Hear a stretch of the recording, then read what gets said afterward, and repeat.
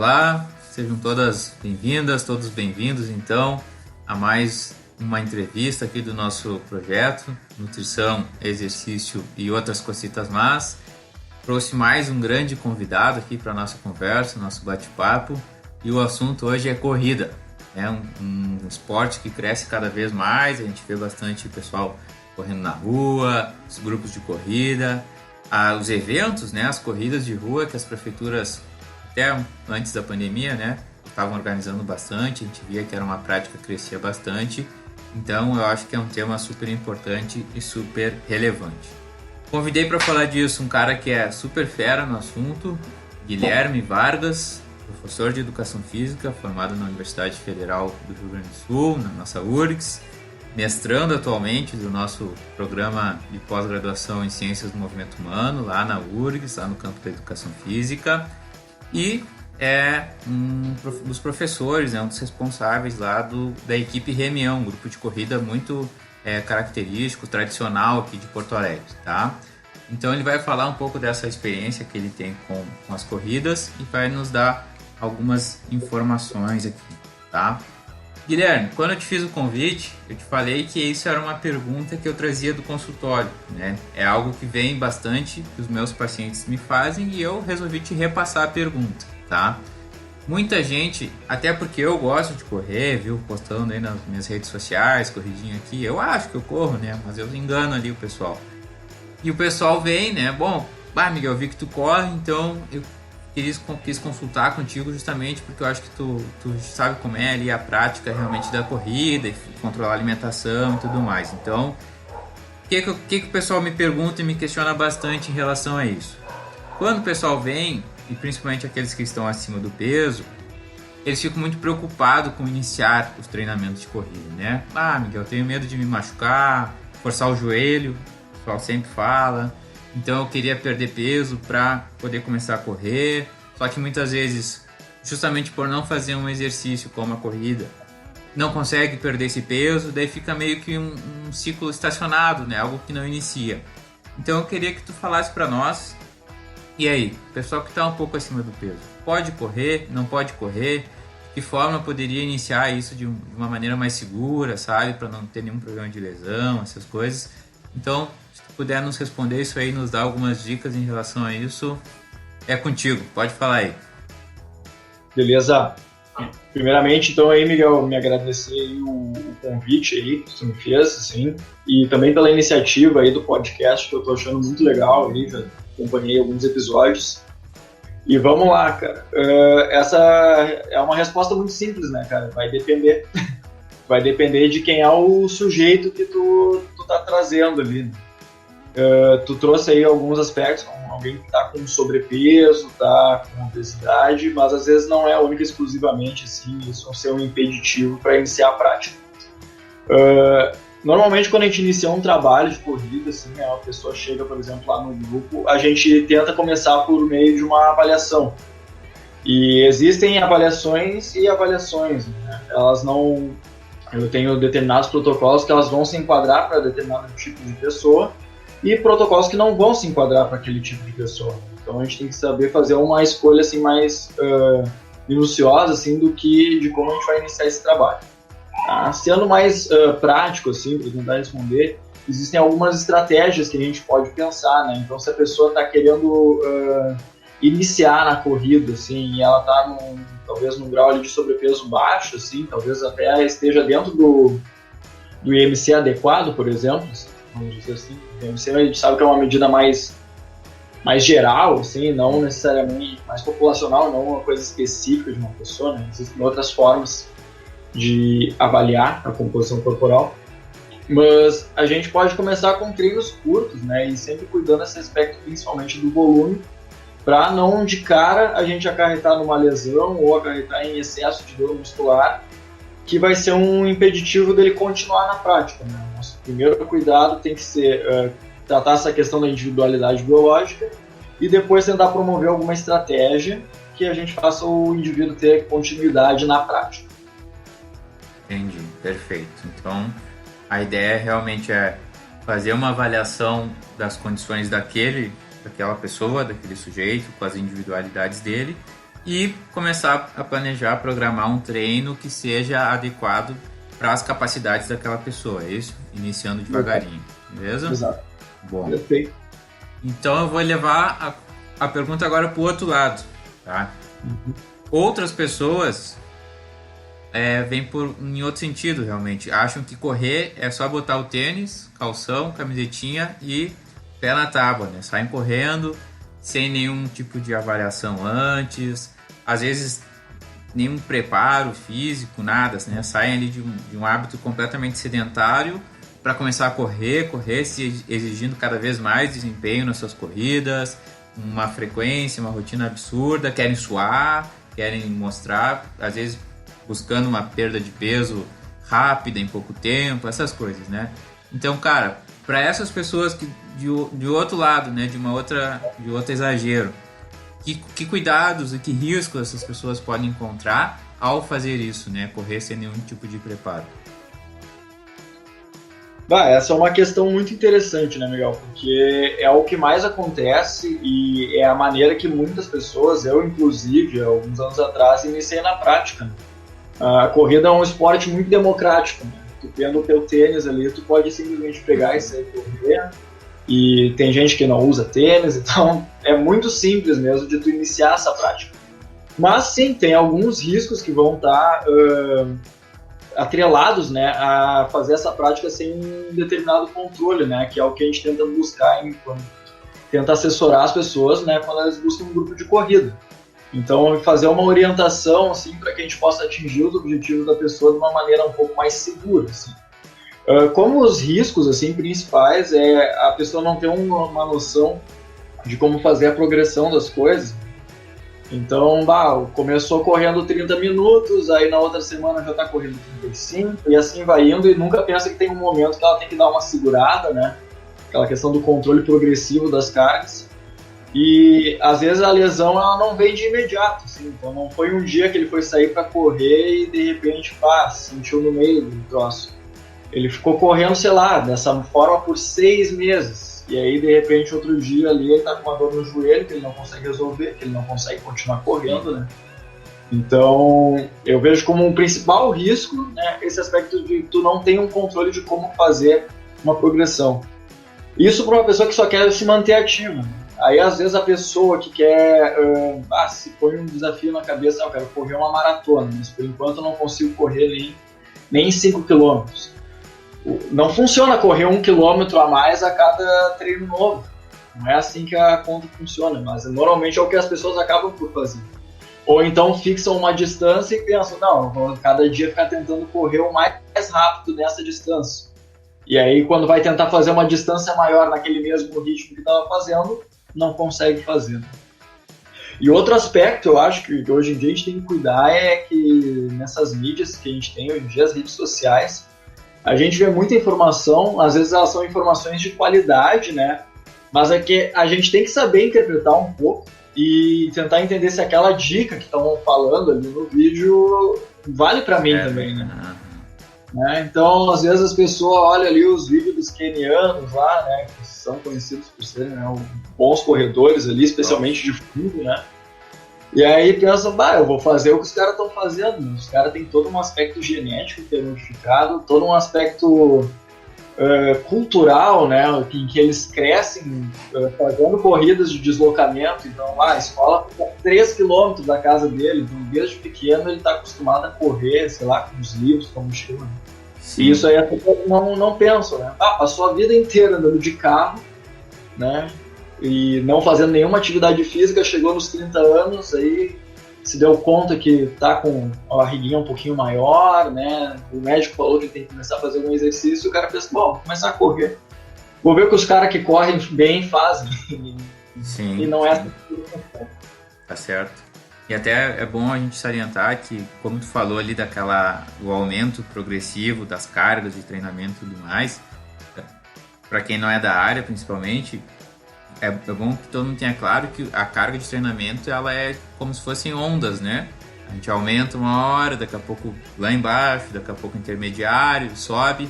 Então, assim, a gente o profissional, o treinador e o atleta, principalmente, ele não vai aumentar a sua carga de treino a cada sessão de treinamento para ser cada vez melhor.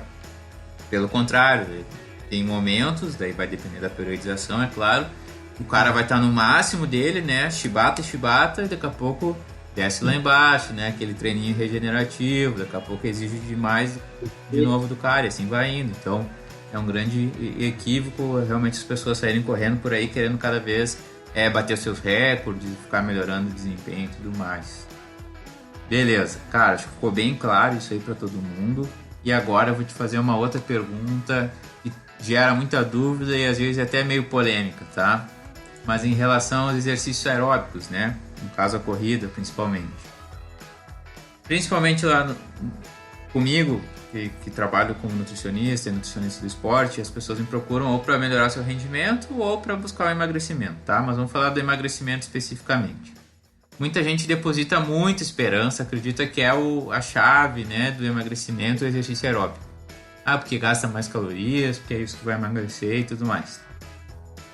Como que tu pode dizer assim em relação ao emagrecimento e o treinamento de corrida, né, a prática da corrida? É realmente isso que funciona? Corrida emagrece mais que o treino de força? Tem que fazer os dois?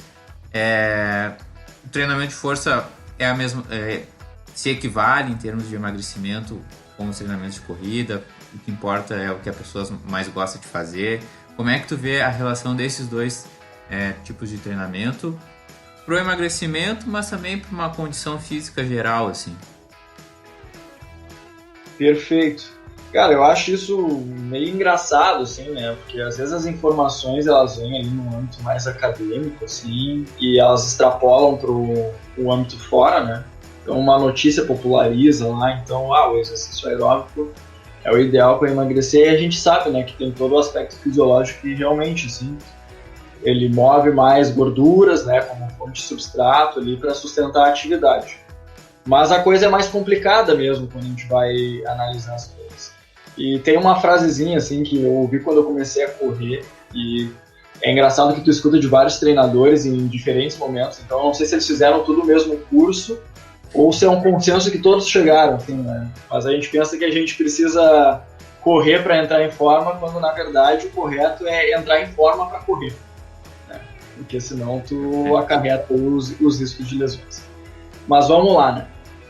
Tem uma analogia que o meu orientador gosta de falar, na verdade, que é um indivíduo, e aqui eu vou arredondar bastante as coisas assim, para facilitar assim, a conta, mas só para o pessoal aí que está escutando a gente assim, ter mais ou menos uma noção.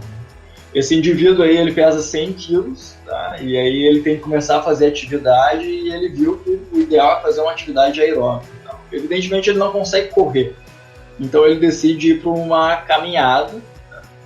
E ele está bem determinado e ele vai fazer essa caminhada aí de 5 km naquele primeiro dia, né? Ele pensou, é hoje que eu vou mudar de vida. E aí, fazendo um cálculo rápido, assim, vocês podem só confiar em mim, eu fiz o cálculo antes de começar essa conversa para ter certeza, né? Mas vamos dizer que a passada dele ali é de meio metro, tá? Então, para fechar aqueles 5 quilômetros que ele vai fazer, ele vai ter que dar 10 mil passos, tá? 10 mil passos multiplicado pelo peso dele vão chegar lá em 1 milhão de quilos, então 1.000 toneladas, tá? E aí a questão é, cara, em 5 quilômetros que ele caminhou, ele moveu 1.000 toneladas. Quem é que faz essa força aí numa academia? Claro que é diferente, né? Tu tem diversos facilitadores quando tu tá fazendo a caminhada, em questão de trabalho mecânico, assim. É diferente, por exemplo, da biomecânica quando tu vai fazer um agachamento. Mas ainda assim, se tu faz um agachamento com peso corporal ali, tu vai fazer talvez entrando numa academia, de um modelo genérico, assim, só pra gente pensar, né? Vai fazer 3 séries de 10 repetições com o teu peso corporal. Se tu fizer as contas ali, tu vai ver que não vai chegar nem perto dessas 1.000 toneladas. Então, pensando assim num risco de lesão, pensando num trabalho mecânico, é muito mais perigoso tu fazer essa caminhada de 5 km, né, em termos de risco de lesão, do que tu fazer um reforço muscular. E além disso, esses trabalhos, eles, na verdade, eles devem ser associados, mas se chega hoje em dia um aluno que está nessas condições ali, né, do peso que eu falei, assim, de sedentário, a gente não recomendaria nem a caminhada assim, para iniciar, seria o trabalho de força, ele iria para a academia para ganhar um aumento ali de massa muscular, ganhar um pouco de força mesmo, para que ele possa sustentar depois fazer esse tipo de atividade. E começando com um volume muito mais baixo. E a própria musculação, ela vai permitir que já provocar esse efeito de emagrecimento, pois no momento que eu começar a ter esse trabalho mais de hipertrofia, eu vou ter mais músculo no meu corpo e o meu metabolismo basal ele vai dar uma aumentada também. Então, a musculação ela funciona para emagrecimento tão bem quanto. Mas são etapas. Ótimo. E aí, bom, vou puxar a brasa pro meu assado um pouquinho, tá? Independente do treinamento de força ou das corridas, a parte nutricional vai fazer toda a diferença também, né? Por mais que o cara consiga fazer exercício de força, trabalhe força, comece iniciando ali nas caminhadas, corridas, enfim, se ele não controlar a alimentação e não tiver o déficit calórico, não vai conseguir emagrecer, né? Então, independente de qual dos tipos de exercício que ele escolher, é importante realmente controlar a alimentação. Cara, mas eu acho que ficou bem interessante assim, o jeito que tu falou, que tu explicou, pra gente ver a importância do treinamento de força, pra gente conseguir dar um start, né, nas corridas ali. Tem que ter essa avaliação inicial, como tu falou lá na primeira pergunta, avaliar aquele indivíduo, aquela pessoa, ver se ela tem capacidade de iniciar um treino de corrida. Não tem, bom, vamos trabalhar força, que nem não precisa ser especificamente dentro de uma academia, mas como tu falou, fazer agachamento, fazer exercícios que trabalhem força, né? E aí depois iniciar esse cara nas corridas. Ou se é uma pessoa que daqui a pouco já é ativa, faz alguma academia já, bom, daí já se inicia nas corridas, né? Mas a gente vê a importância dessa avaliação inicial que tu falou lá na primeira resposta, né? Beleza, vamos dar continuidade aqui. Tem mais uma perguntinha boa, tá? Vamos pensar em alguém que já faz uma rotina de exercício, aí já é levemente ativo, faz suas caminhadas, suas corridinhas leves, cara, mas não consegue avançar. Isso aí eu vejo que acontece também bastante. O pessoal às vezes começa com as caminhadas ou faz uma progressão ali para as corridas, mas não consegue correr mais do que 5, 7, 10 minutos, cerca de 2, 3 quilômetros e estaciona aí, tá? Que acontece, assim, que dica tu poderia dar para quem não está conseguindo evoluir nessas distâncias, no seu rendimento, né? Uma pessoa saudável, vamos pensar já, uma pessoa saudável que tem a sua rotina de exercício. Mas como é que ela poderia fazer, assim, no treinamento para conseguir avançar nessas distâncias, no seu percurso, no seu pace, né? Que o pessoal fala na corrida. Nos dá umas dicas aí. Bom, resumindo assim, né, numa ideia-chave, seria a ideia de treinos intervalados.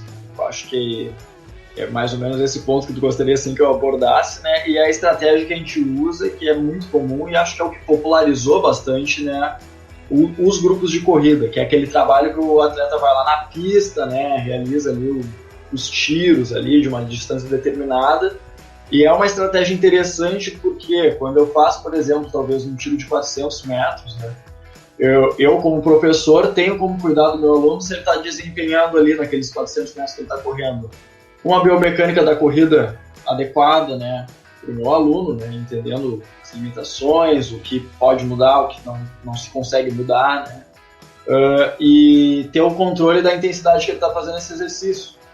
E talvez se ele fosse correr por conta, uma distância maior do que aquelas ali, ele ia correr talvez aqueles primeiros 400 metros daquela maneira e depois ele ia começar a correr de outra maneira, né? Mudar a biomecânica, mudar aspectos de intensidade, né?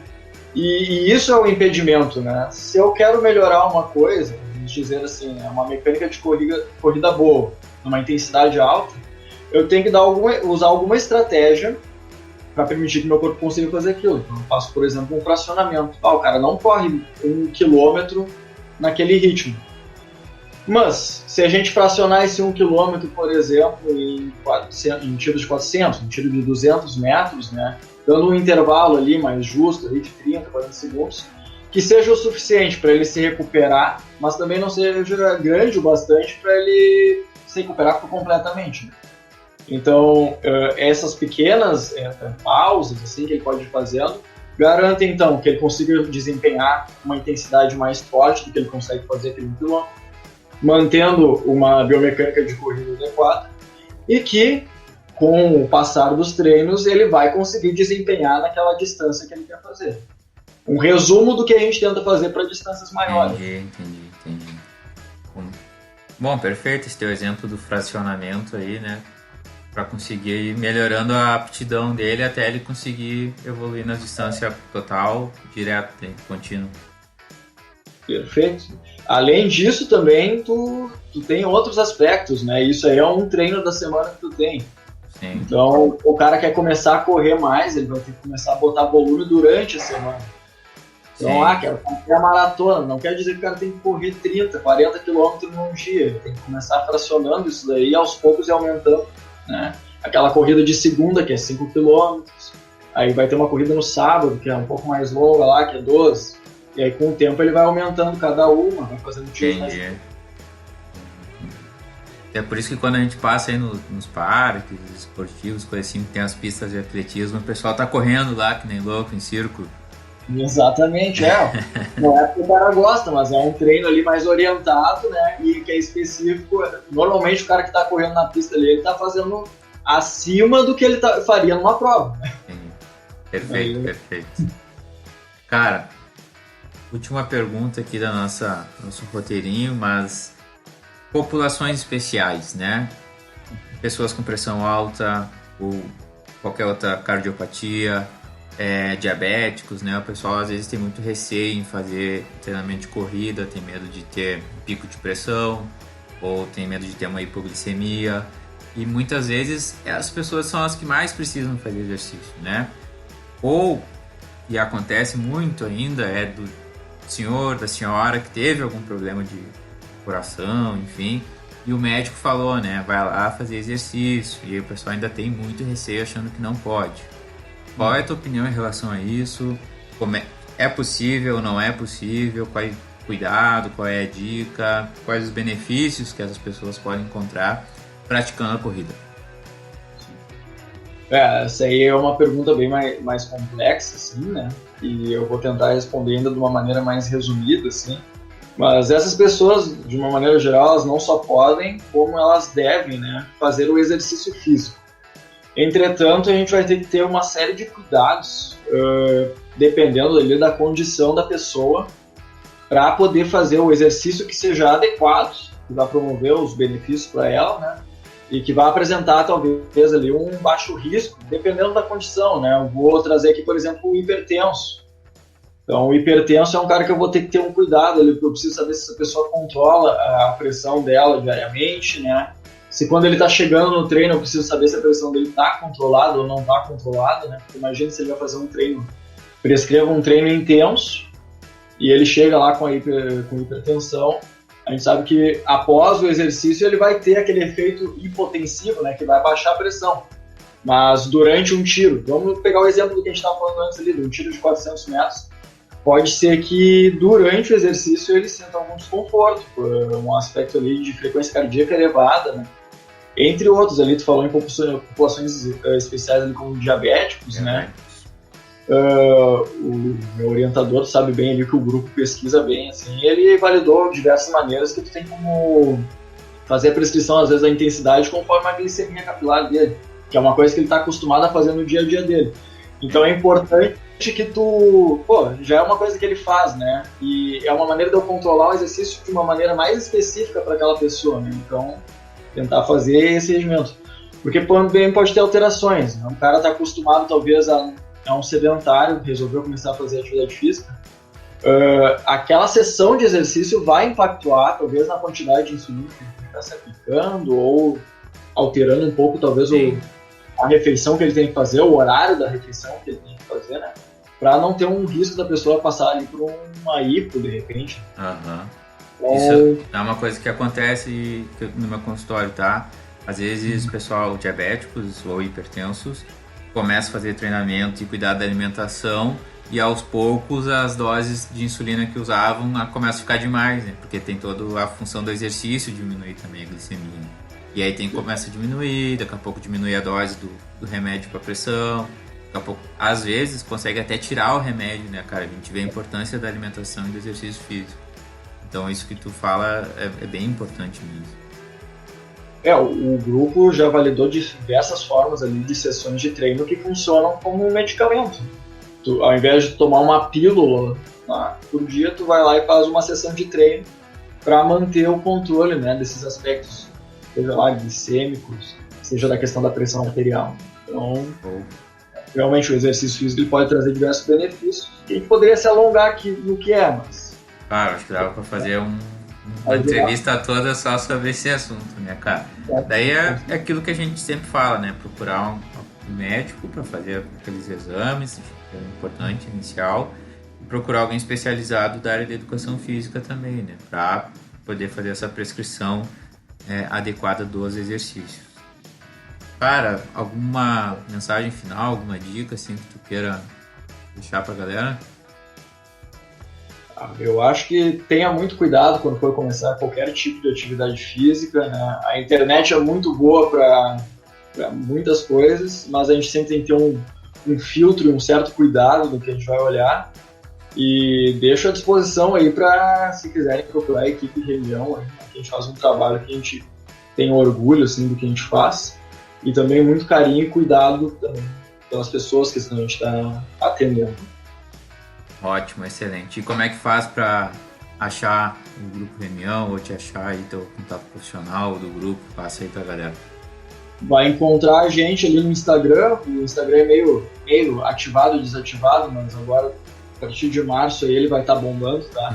Eu tô com planos, é o @equipe Reunião. Depois ali dá para talvez deixar escrito no lugar ali. E também, se quiser entrar em contato comigo, pode procurar o Instagram do @gedrecha, que esse aí tem que deixar escrito, senão não vai aparecer. Tranquilo, deixa lá pra galera, tá? Cara, muito obrigado pela tua disponibilidade, por toda a informação que tu nos passou. Sabe que eu gosto muito da corrida, né? Então foi um tema que eu sempre quis trazer aqui pro nosso projeto. E realmente muito obrigado. Espero que a galera aí se inspire e que a gente veja mais gente correndo, mais gente cuidando da saúde, se alimentando bem, fazendo exercício e tudo mais, tá bem? Galera, qualquer dúvida, qualquer pergunta, vocês podem procurar lá no @NutriMiguelAngelo, qualquer dica, qualquer sugestão. Também, se não encontrarem o Gui aí no Instagram, me pergunta lá que eu mando para vocês o perfil dele, tá? E é isso, Gui. Mensagem final? Feitoria, pratiquem exercícios e agradecer para ti também aí, mais uma vez o convite, e acho que era isso aí. Então tá, valeu, um abraço, até mais. Feito, um abraço.